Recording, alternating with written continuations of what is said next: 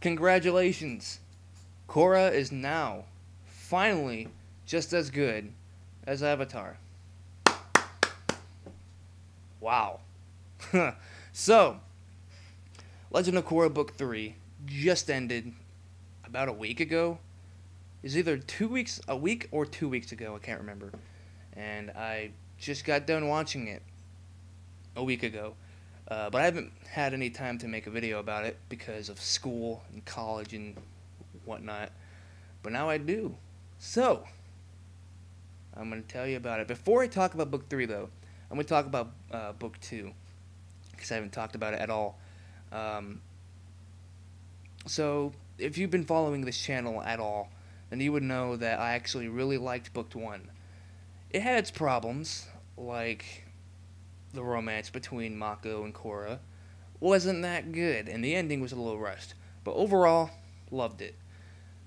Book 2, however, wasn't that good. It wasn't completely god-awful, but it wasn't great. It had so many problems, in my opinion. It did have its moments, though. The comedy was really good, and the new characters that were introduced were awesome, and the animation was great, as always. But it had too many problems. It had 3 major problems that should have been fixed. The first problem was Korra herself. She wasn't likable in Book 2. Like, she got to a point where she was such a hothead that she just became unlikable. It was unbearable. How much of a bitch she became in Book 2. I don't know what happened.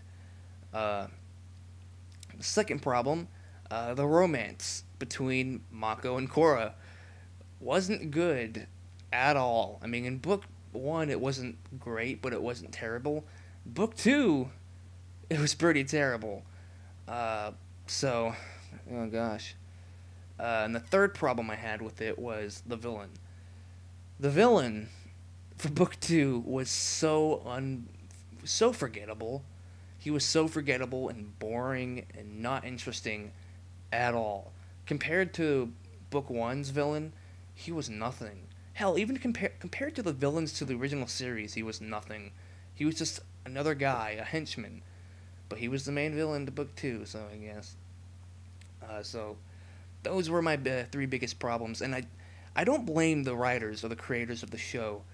I blame Nickelodeon. And the reason why is because Book 1 of Legend of Korra was meant to be Book 1, and there wasn't meant to be any more seasons. But Nickelodeon pestered the creators to make more seasons, and you can really tell. Like, you can tell that the creators weren't ready for a season 2. If they had more time to write a better season 2, then it would have been a lot better, in my opinion. So, thanks, Nickelodeon. It's great. Nickelodeon always screws things up. So, when Book 3 came out, I believe, like, when Book 3 was announced, like, people were saying, like, oh, Book 3's coming out next week, and I was like, wait, Book 3's already, like, didn't Book 2 just already end? Shit, it seemed like Book 3 came out really fast. But Book 3 came out. I waited until Book 3 ended. I don't like watching TV shows that are currently airing, because most likely I will love the series, but I don't have any patience while watching shows that are currently airing. I don't. So what I do is I find a series, wait till it ends, and then just binge watch it, the entire series, and that's what I did with Korra. And what can I say about Book 3? It was pretty damn good. It was really damn good. A whole lot better than Book 3 was a whole lot better than Book 2. It was even a lot better than Book 1. In fact, I can even go as far to say that Book 3 of Legend of Korra was better than Book 1 of Avatar: The Last Airbender. I know, that's a huge thing to say, considering that Book 1 of the original series had more episodes. I understand. But I enjoyed Book 3 that much. I really enjoyed the hell out of it. It was a lot more interesting, too. But let's talk about the three problems. All the problems in book 2 were fixed in book 3. Korra being likable. Korra, she was actually likable. In book 2, she wasn't likable, like, throughout half. In book. This video is not going to be edited that much, and it's not scripted at all, so it's going to be a lot of messing up and whatnot, so bear with me. In book 2, Korra is not likable, like, really that much. In book 3, however, she's actually likable again. I mean, finally, she was finally likable in book 3, which, like, in book 2, she wasn't likable, but I hated that I didn't like her. I was like, Korra, go back to being likable, please. Stop being a bitch. But she's likable in book 3, which is good. The romance between Mako and Korra, not in book 3. It's not even, like, mentioned that much in book 3, which is good. I mean, it's not even, like, the romance between Mako and Korra, it's not even a thing in book 3, which is a good thing. It might be a thing in book 4, considering what happened at the end of book 3. No spoilers, but I'm just glad it was in book 3, because oh gosh, book 2 wasn't good at all. Also, the villains were freaking badass in book 4. Not only were the villains badass, but we got 4 villains instead of 1. There was an airbender, a firebender, a waterbender, and a earthbender. But they were all really unique. The earthbender could lava bend, which is cool. I didn't even know that was a thing. The waterbender, she had no arms, but she could use waterbending to make giant water tentacles, which was awesome. Sounds weird, but it's awesome. The firebender, if any of you remember Combustion Man from book 3 of the original series, the guy that had the third eye and could shoot, like, fire out of it, well, there's a character like that, but the firebender is like that. I don't know her backstory, like, at all, but she does have a third eye. She can shoot fire out of it. It's pretty cool. We don't know any of their... Actually, we don't even know any of their backstories, which sucks. I would have liked to know more about them. The airbender is the leader. His name's he's like the main villain. Zahir was his name. He's an airbender, and that's really about it.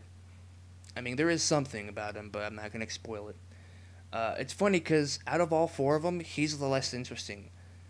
Like I said, it's funny because he's already pretty interesting, but compared to all the other villains, he's pretty uninteresting, like, less interesting compared to the other ones.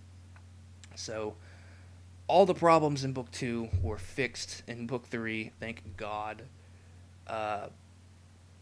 And the animation was really good too. The animation, it seems like the animation, every time a new season comes out, it seems like the animation gets better. Like, the animation, like, the original show had really good animation. Now, it's just, like, looks so much better, especially now that it's in HD. And by golly, I am sure as hell gonna buy book 3 on Blu-ray, because it deserves to be viewed on Blu-ray.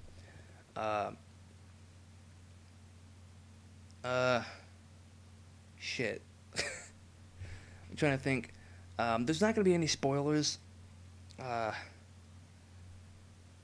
It's really hard to talk about book 3 without spoiling it. It's kind of hard doing that, but book 3 was really damn good. The soundtrack was really great. The climax was pretty freaking cool. The climax reminded me a lot of the final battle in book 3 of the original series, because it had, like, rocks and mountains and shit. Probably a throwback. I don't know, an homage. I don't know. But it was great. God, it's really hard to really hard to talk about book 3 without spoiling it, and I'm not going to spoil it. Nor am I going to spoil book 1 or book 2. But, back to the villains. The villains, in my opinion, were the best part about book 3, because every time they were on screen, I just wanted to see more of them. Every time they were on screen, I was like, yes, the villains are so cool. let's see more of them. It would have been awesome if we saw like it would have been awesome if we got like a flashback episode and showed how like the backstory of the villains. It would have been cool. Like I would have loved to see how the waterbender chick lost her arms. Must have been brutal. I don't know how that happened, but it's Nickelodeon. They're not gonna show that obviously. Uh, and speaking of the ending was pretty depressing. I mean, it's a happy ending, but what happens, like the very last thing you see, is actually kind of sad. And by golly, is Korra gonna get a lot of character development in book 4?